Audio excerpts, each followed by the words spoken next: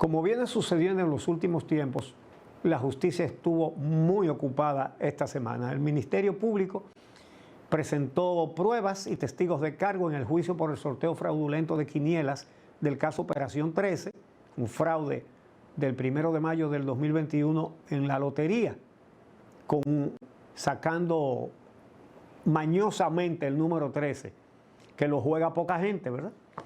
Entonces, en el juicio de fondo, el Ministerio Público y los abogados de los querellantes presentaron las pruebas documentales del fraude. Digo, abogados de los querellantes que negociaron con el Ministerio Público.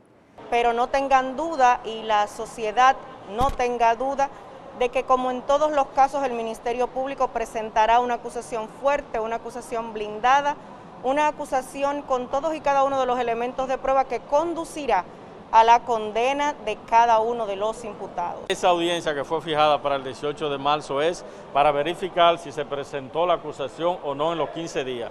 De no hacerlo, lo único que corresponde es decretar la extinción y la libertad de todos los imputados. Ellos no han presentado acusación y el tribunal, como procede según el artículo 151 del Código Procesal Penal, le va a intimar para que presenten acusación en el plazo de 15 días. Si no presentan acusación en el plazo de 15 días, pues se declara la extinción de la acción penal. Entonces, por otro lado, dos cómplices del ex procurador Jean Alain Rodríguez en el caso Medusa fueron enviados a sus casas a prisión domiciliaria. Le cambiaron el régimen de la prisión. Se trata del exdirector administrativo del Ministerio Público, Jonathan Rodríguez Inver, y el exdirector tecnológico de la Procuraduría, Alejandro Forteza Ibarra. Las garantías económicas que le pusieron fueron de 5 millones de pesos para Rodríguez y 20 millones de pesos para Forteza Ibarra. Ambos quedan con impedimento de salida. Y en el caso de Jairo González, el otro mantequilla, lo trasladaron a la cárcel preventiva del Palacio de Justicia de Ciudad Nueva, acusado de estafa por decenas de personas que le entregaron dinero, según él, para invertirlo en mercados de capitales y criptomonedas a través de brokers de Internet.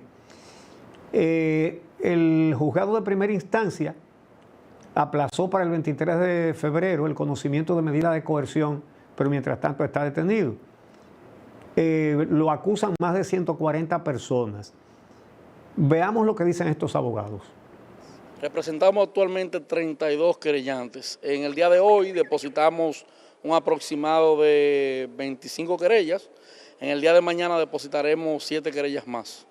Prácticamente vienen siendo como algunos 100 millones de dólares. Hay más de 142 víctimas en este caso y ellos tienen que tener conocimiento de estas querellas y de los elementos probatorios que está ofertando el Ministerio Público. Hoy ya se ha podido comprobar que hay más de 70 querellas depositadas, o sea, abogados constituidos en actores civiles en representación de las víctimas.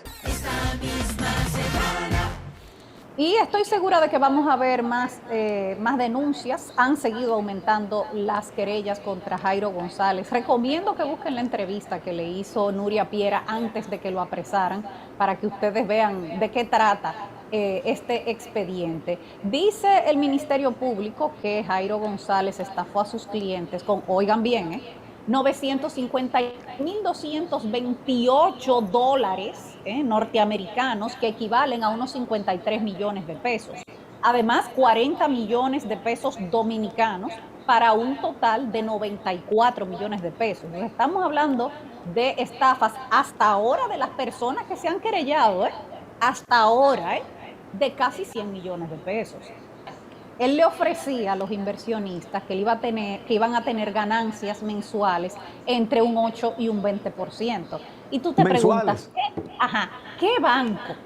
¿Qué institución financiera reconocida da beneficios o ganancias de un 20%? Ninguna, ¿verdad? Porque eso no es negocio. Entonces, desde que alguien ofrece ganancias mensuales del 20%, usted tiene que prender los bombillos de que eso es una estafa.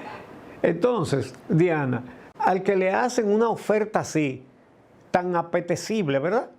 En lugar de frotarse las manos, lo que debe pensar es que ese dinero no lo va a volver a ver más. Si parece demasiado Porque no hay bueno otra para forma. ser verdad, pues entonces, ¿por qué no lo es? Porque no es verdad, exactamente. Porque no es verdad. Lo grande es las excusas que él le fue poniendo cuando dejó de pagarle. Cuando las víctimas comenzaron a requerirle que le devolviera el dinero, el Jairo según las autoridades, les hizo creer, oiga, ¿qué fue lo que le dijo? Que él no les había hecho los pagos porque la superintendencia de bancos le retuvo los fondos internacionales que le mandaban de esas inversiones y que por lo tanto, como le suspendieron la cuenta, entonces él no le podía pagar y que eso fue como consecuencia de la guerra en Ucrania. Es decir, se fue a Ucrania para decirle por qué él no le pagaba. Bueno, pues finalmente el imputado interrumpió las operaciones y comunicaciones con las personas que habían invertido con él, quienes se dieron cuenta de que el negocio era un esquema fraudulento y empezaron entonces a querellarse y a demandar a Jairo González. Cuando estas víctimas les requirieron la devolución del dinero, el imputado les mintió diciéndoles que esos pagos no se habían realizado debido a que esos fondos entregados, como tú dices, no los podía retirar porque la superintendencia le había congelado las cuentas. Pero oye, ¿qué excusa? De que por la guerra en Ucrania, sí. Obviamente eso no se lo puede creer nadie.